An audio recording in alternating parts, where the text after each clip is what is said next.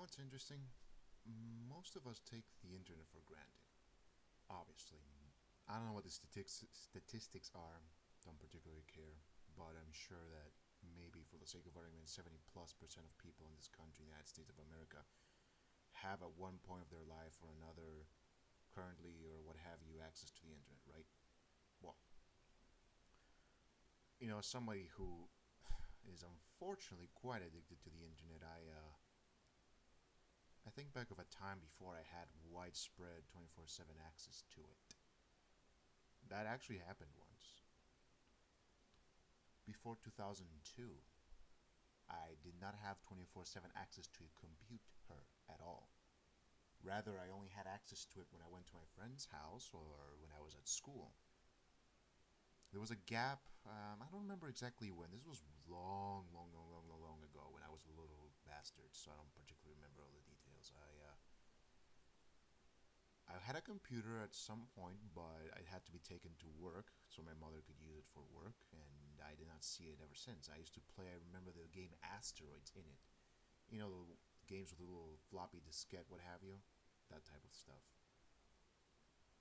Um, yeah, much of my life I spent reading until I came to this country. We installed internet in our renting, in our, what do you call it, our rental property. And I think now, with all the millennials coming of age, many of them will not know a time when there was no internet or no internet 24/7. It's a bit like cars. There's not a generation nowadays that doesn't have cars or had not access to cars or grew up with them in one way or another. It doesn't matter if you don't want a driver's license and you're a complete Luddite or off the grid person. You grew up in a way with cars somewhat. Same with television. Same with all these inventions. And I'm not that old, but I feel old. Goodness gracious. I remember a time before Facebook, before YouTube even, and Twitter and what have you, but yeah, that's not going to be the standard for other people in the years and decades to come. That's what every generation must have gone through. There was a time where you would have used a mule or a horse to get from Smithfield to God knows where 2 days away, and now you just use your four-wheeled vehicle and you're there in 1 hour. So, yeah, that's why I wanted to say this is not exactly a professional video. It's just something I thought about sharing with the rest of the world, if it means anything at all. It's just. I remember when we had floppy disks and you would load video games. Like I said, Asteroids was one of the first I ever had, and you just loaded them in, and the floppy tankly was not useful anymore. It's not like a CD or downloadable.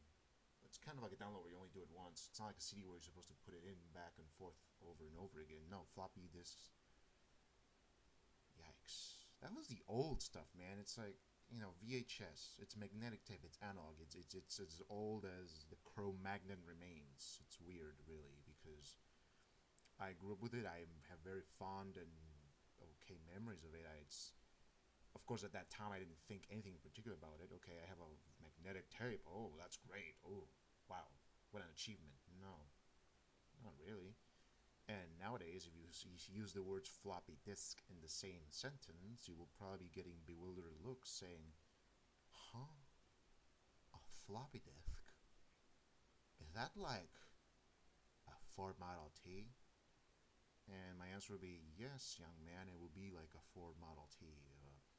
When you had to do things manually. Oh, okay, I'm getting back to my Twitter. I don't want to deal with your manual stuff.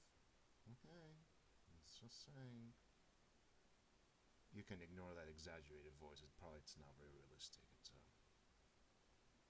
whatever. Things you take for granted always become a thing of the past. Good things and bad things come to an end. Neutral ones too. No matter what. Thank you for listening to the Illuminati. Great name, isn't it? Take care and try not to kill each other or stuff.